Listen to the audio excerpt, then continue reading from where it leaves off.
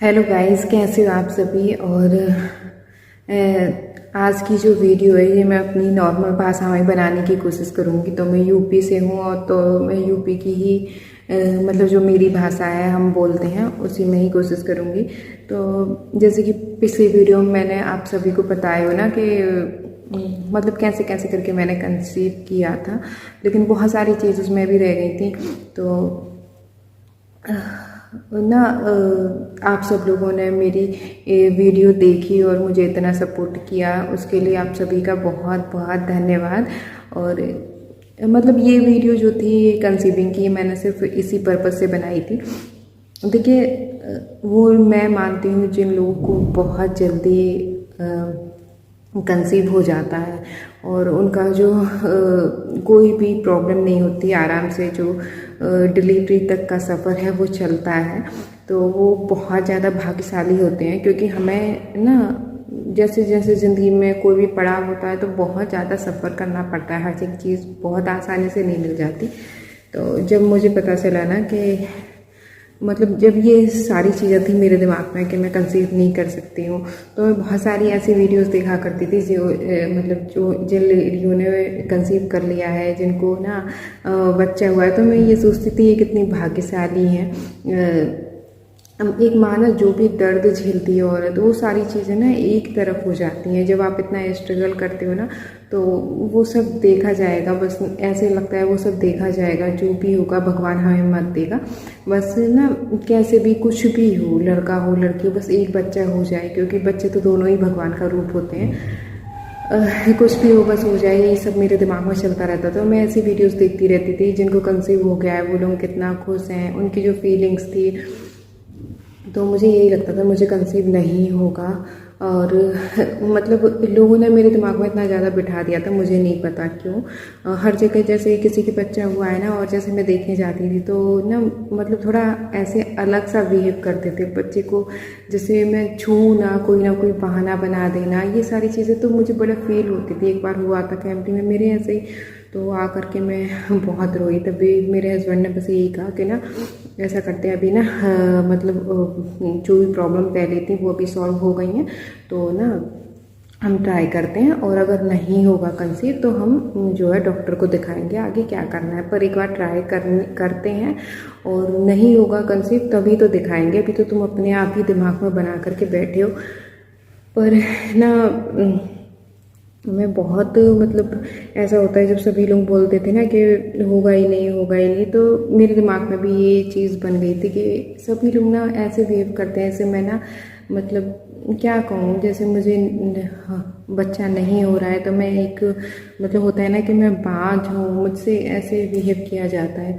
तो मुझे ये था बस एक बच्चा हो जाए, ताकि ये जो बाँझ का जो मेरे ऊपर एक टैग सा लगा दिया है ना इन सब ने, वो जो है दूर हो जाए। तो मैं इतने व्रत रखती थी, इतने व्रत रखती थी, कोई मुझसे कुछ भी कहता था ना मैं वही चीज़ करने लग जाती थी। तो ये जो मेरी स्टोरी है ये मैं आपको मतलब पूरा एक एक चीज़ डिटेल में बता रही हूँ।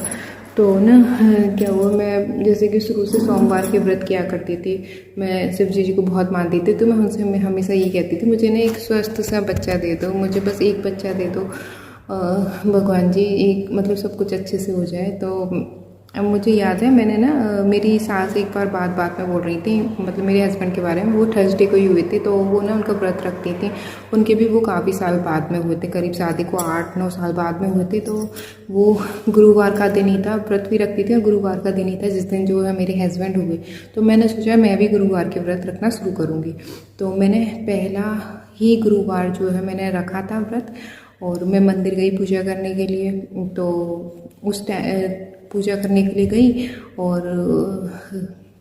फिर जो है आई थर्सडे की बात है, और ना मतलब वो मेरा पहला ही गुरुवार का व्रत था। और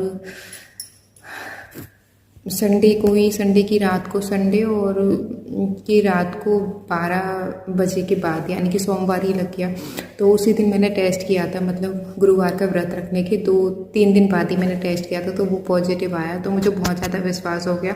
फिर मैं गुरुवार के व्रत रखने लगी, पर मेरे हस्बैंड बहुत मना करते थे, अभी ना तू एक काम कर, इतने सारे व्रत एक साथ मत रख और थोड़ा खाने पीने पर भी जो है ध्यान दो। पर मुझे ऐसा लग रहा था कि मैं व्रत छोड़ दूँ, फिर से कहीं कुछ गलत ना हो जाए। तो भगवान जी का व्रत में रही हूँ और मुझे ये गुड न्यूज़ तभी मिली है, सिर्फ एक व्रत ही रहने के बाद में, तो मैंने कंटिन्यू करती हूँ। तो ऐसी जो गुड न्यूज़ मिली बहुत आसानी से नहीं मिली, काफ़ी स्ट्रगल के बाद मिली। जैसे मैंने पहले बताया था, देखिए नॉर्मल कंसीव हो गया तो कोई प्रॉब्लम नहीं थी। जो भी प्रॉब्लम थी वो मेरे मतलब वो मेरे आसपास के लोगों की वजह से जो मेरे दिमाग में थी, और कोई प्रॉब्लम नहीं थी। तो मैं बहुत ज़्यादा सोचने लग जाती थी।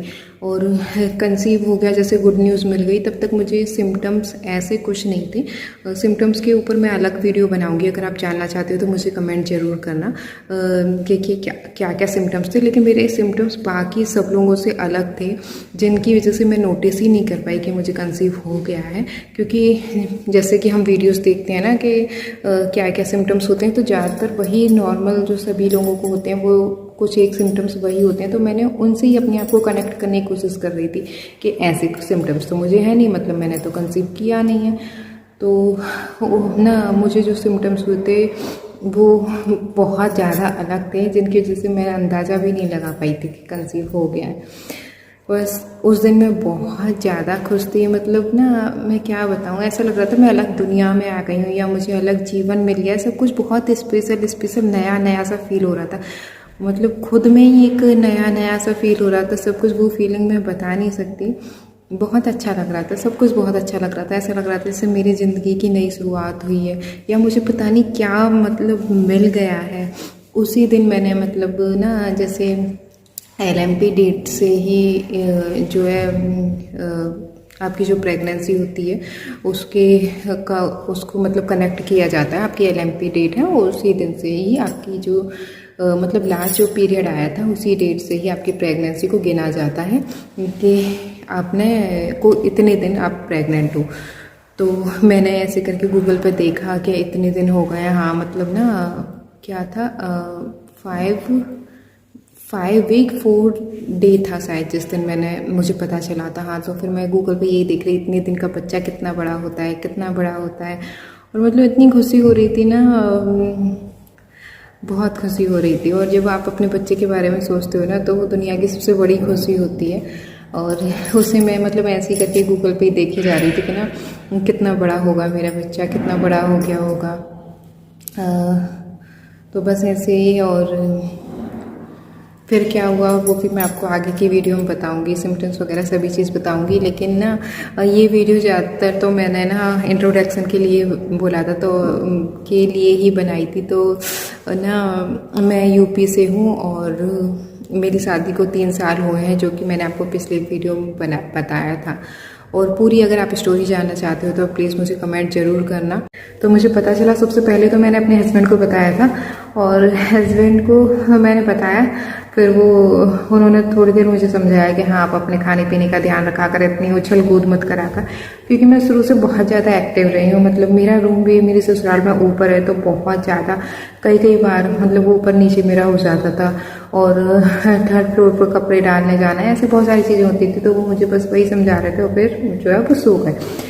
अब मैं बहुत देर लेटी रही, लेकिन मुझे नींद नहीं आई, क्योंकि ये न्यूज़ मतलब सुन करके मैं खुद ही मतलब सोच के ना मुझे नींद नहीं आ रही थी। इतनी ज़्यादा खुशी हो रही थी, अलग अलग तरीके के ख्याल आ रहे थे मन में, तो नींद आ नहीं रही थी। तो 2:45 बज रहे थे। फिर मुझे लगा मैं मतलब किससे कहूँ, क्या करूँ, कुछ समझ नहीं आ रहा था। मतलब बहुत बड़ी चीज़ हो गई थी मेरे लिए।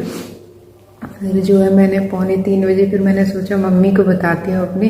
फिर मुझे लगा कि वो तो सो रही होंगी। फिर मैंने ना जो है फ़ोन किया घर पर, और फिर मैंने उनको बताया। मैंने कहा मम्मी ऐसे ऐसे तुम ना नानी बनने वाली हो, और फिर पर किसी को बताना मत अभी, हम पहले कल डॉक्टर के पास जाएंगे, वो क्या कहती हैं उसके बाद में अभी मत बताना किसी को। तो वो भी बहुत खुश हुई और फिर मैंने इतना कह करके कॉल कट कर दी। मैंने कहा तुम आराम से सो जाओ। पर यही बात सुनने के बाद मैं कहाँ वो आराम से सोने वाली थी, क्योंकि सबसे ज़्यादा ना उन्हीं को रहता था कि हाँ एक हो जाए, क्योंकि सब ऐसे कहते हैं तो फिर इसके एक हो जाए। तो उन्हें बहुत ज़्यादा मतलब रहता था, तो वो बहुत ज़्यादा खुश थी। फिर वो भी नहीं सो पाई पूरी रात, उनकी भी ऐसी गई और मेरी भी। फिर सुबह फटाफट से उठ करके मैंने उठी और नहा धो करके सारा नवरात्रि थी, 9वां दिन था, तो फटाफट से सारा काम ख़त्म कर लिया मैंने और कन्याएं वगैरह को जमा दिया। मतलब इतनी खुशी हो रही थी ना सभी चीज़ें करने में, एकदम ऐसा लग रहा था मैं अलग दुनिया में आ गई हूँ। जिन्होंने प्रेगनेंसी के लिए काफ़ी बातें सुनी हो, स्ट्रगल किया हो और फिर उन्हें ये न्यूज़ मिले तो वो मेरी बात से सहमत हो पाएंगी। तो बस यही सारी चीज़ें हुई मेरे साथ। और बाकी जैसे कि मैंने आपको बताया था पिछली वीडियो में, डॉक्टर ने अल्ट्रासाउंड की कहा था, तो उसमें फिर क्या हुआ और मतलब बाकी आगे का क्या हुआ वो मैं आपको नेक्स्ट वीडियो में बताऊँगी। तो बस यही सब है। और आप चैनल को सब्सक्राइब कर लें, इस चैनल पे आपको और भी अच्छी वीडियोस मिलेंगी मेरी ज़िंदगी से जुड़ी हुई, जिससे ना आपको इन्फॉर्मेशन भी मिलेगी और क्या क्या गलतियां नहीं करनी चाहिए प्रेगनेंसी में वो भी आपको जानने को मिलेगा। कौन कौन सी गलतियों की वजह से आपको आगे प्रॉब्लम हो सकती है, क्या क्या नहीं करना चाहिए, क्या क्या चीज़ें मुझसे हुई, मुझसे भी काफ़ी सारी गलतियां हो गई। क्योंकि क्या होता है ना, फर्स्ट प्रेगनेंसी में आपको नहीं पता होता ज़्यादातर आपको क्या करना है क्या नहीं करना। हम नॉर्मल जैसे जिनकी ना कोई प्रॉब्लम नहीं होती वो लोग सच में बहुत लकी होते हैं। मैंने आपको वीडियो के शुरू में ही बताया, क्योंकि ना उनको शायद मतलब जैसे प्रेगनेंसी के टाइम पे देखिए प्रॉब्लम सबको झेलनी पड़ती है, लेकिन उनकी स्मूथ चलती है प्रेगनेंसी।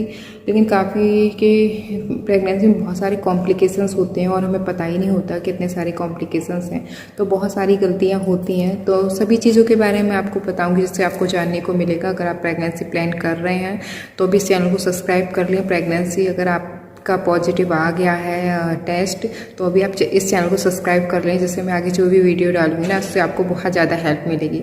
तो चलिए फिर मिलते हैं नेक्स्ट वीडियो में, जब तक अपना ध्यान रखें।